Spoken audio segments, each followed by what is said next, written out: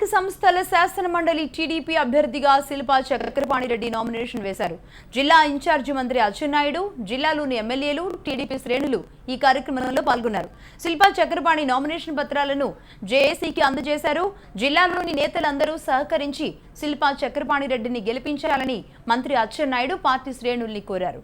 గతంలో మాదిరిగానే ఇప్పుడు కూడా విజయం సాధిస్తానని చక్రపాణిరెడ్డి ధీమా వ్యక్తం చేశారు. బ్రహ్మాండంగా ఈరోజు మెజార్టీతో గెలవబోతా ఉన్నాం. గతంలో పోయిన ఎలక్షన్లు చేసినప్పుడు 180 ఓట్లు వైఎస్ఆర్సీపీ మెజార్టీ ఉండేది. అది పోను 147 ఓట్లతో గెలవడం జరిగింది.